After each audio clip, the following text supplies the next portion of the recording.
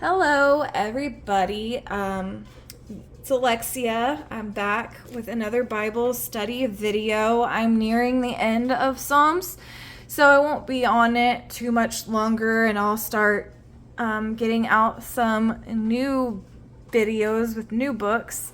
I was reading Psalm 129 today and was kind of inspired by it, so I wanted to do a video on it. So we are on Psalm 129, protection of the oppressed.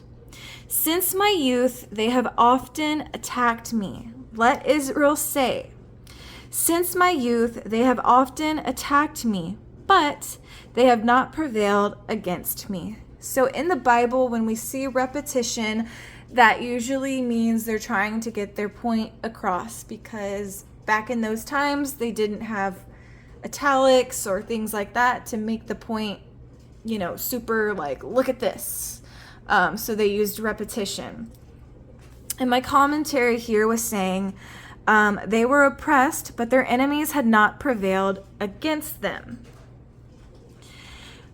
And I always love in the Psalms when I see a but, because it's usually seeing something that can be negative, but then it's but, and it's something positive. And I love that. Plowmen plowed over my back. They made their furrows long.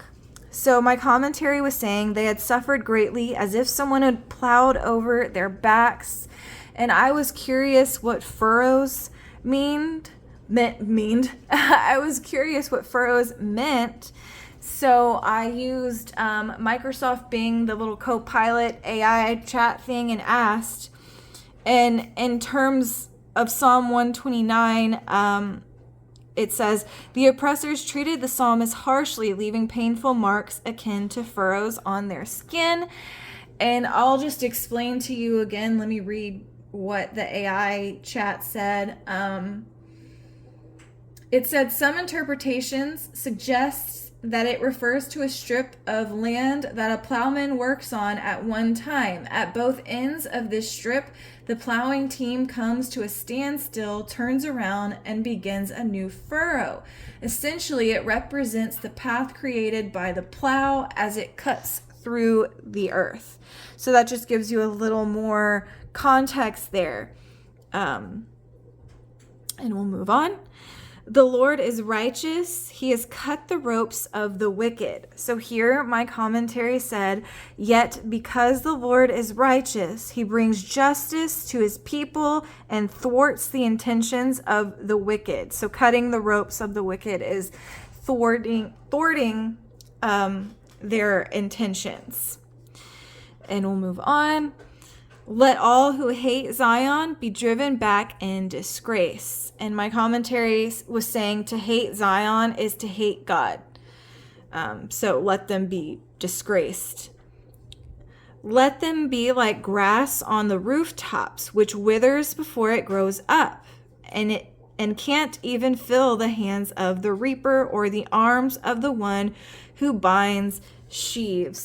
So I'm going to grab my commentary out. I didn't have room to make more notes, and I really don't like to fill it up with notes, even though that's what my Bible has become.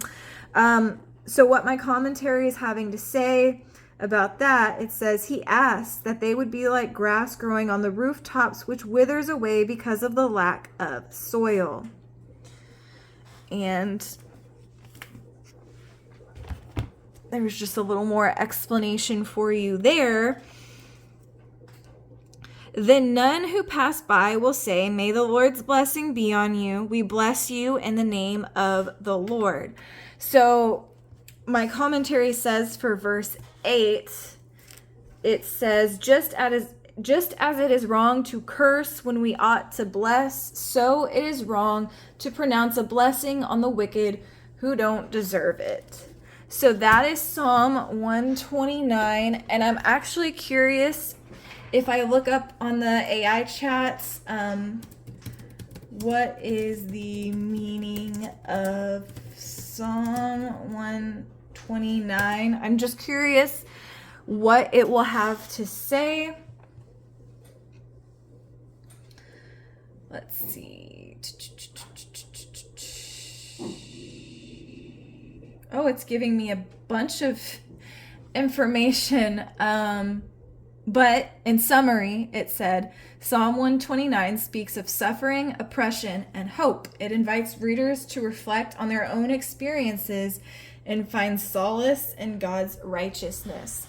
So that is basically why I wanted to do a video on it. It gave me some hope. And like I said, I love, and I'm always going to circle it when I see it. I love when a psalm uses but, and it's starting with something kind of negative, and then it says but, and then it gives a reason that's that has God in mind and is positive. And I think we could all benefit from thinking that way. I know I could. And I've said it in a previous video, a therapist will call that thought stopping, where you replace a negative thought with a good one.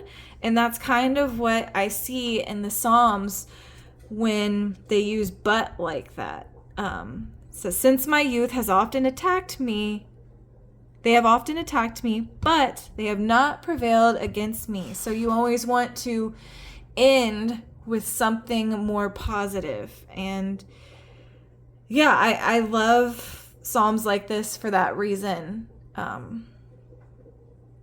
It gives me inspiration to try to see the positive in a situation. Like right now, I'm having trouble finding a job, but this time is giving me the healing and all the reflection I need to be a better person and to work harder. So that's what I mean with the thought stopping. Yeah, that's it for today. And if my video views have kind of dropped off, but if anybody is watching this video who has watched my past videos and you know about the struggle with my weight, I do want to tell you guys, I'm proud to say I've lost 16 pounds so far.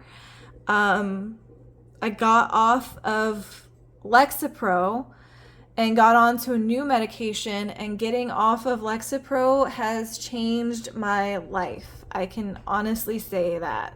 I feel a lot better, and now doing all the things I was doing before and not losing weight, now I'm losing weight.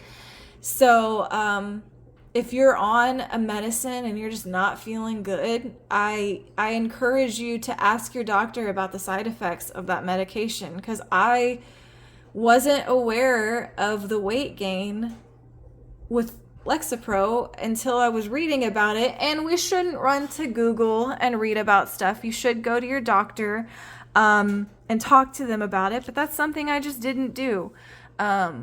So just have an open relationship with your doctor if you're on medication, and tell them how you're feeling and tell them what's happening in your life, what's changed, and see if they can help you.